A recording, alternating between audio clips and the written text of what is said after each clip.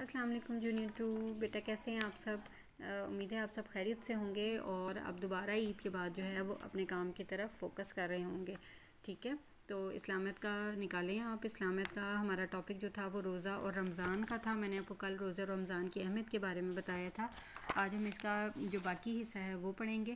تو آپ سب اپنی اسلامیت کی کتاب نکالیں، صفحہ نمبر 42. بیٹا رمضان میں جو ہے وہ ہر نیک عمل کا ثواب جو ہے وہ بڑھ جاتا ہے. رمضان کے مہینے میں شیطان کو قید کر دیا جاتا ہے اور جنت کے دروازے کھول دیے جاتے ہیں. جنت کے 8 دروازے ہیں، ان میں سے ایک کا نام باب الریان ہے. یہ دروازہ صرف روزے رکھنے والوں کے لیے ہے. روزے رکھنے کے لیے ضروری ہے کہ وہ لڑائی جھگڑے، جھوٹ، چغلی اور ہر برے کام سے بچے.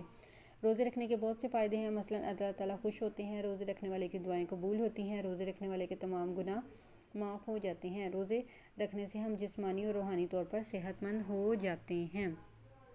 بیٹا ان شارٹ یہ ہے کہ رمضان میں جو ہے وہ ہر اچھے کام کا جو ثواب ہے وہ اللہ تعالیٰ بڑھا دیتے ہیں، دگنا کر دیتے ہیں. رمضان کے مہینے میں اللہ تعالیٰ شیطان کو قید کر دیتے ہیں اور جنت کے جو ہیں وہ 8 دروازے ہیں جو کھول دیے جاتے ہیں، جن میں سے بیٹا ایک کا نام باب الریان ہے. یہ دروازہ صرف ان لوگوں کے لیے ہوگا جو روزے رکھتے ہیں.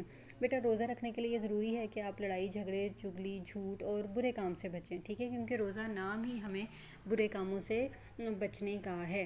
روزے کے بہت سے فائدے ہوتے ہیں. سب سے بڑا اور بہت اہم فائدہ تو یہ ہے کہ اللہ تعالیٰ خوش ہوتے ہیں، روزے رکھنے والے کی دعائیں قبول ہوتی ہیں. ٹھیک ہے، اور روزے رکھنے والے کے تمام گناہ بھی معاف ہو جاتے ہیں. اس کے علاوہ روزہ جو ہے وہ ہماری جسمانی اور روحانی صحت پر بہت اچھا اثر ڈالتا ہے. ٹھیک ہے، آج کے لیے بس اتنا ہی. آج کی آپ کی یہ ریڈنگ ختم ہوگی. انشاءاللہ اگلے ہفتے ہم اس کی مشق کی دہرائی کریں گے. ٹھیک ہے، اپنا خیال رکھیں. اللہ حافظ.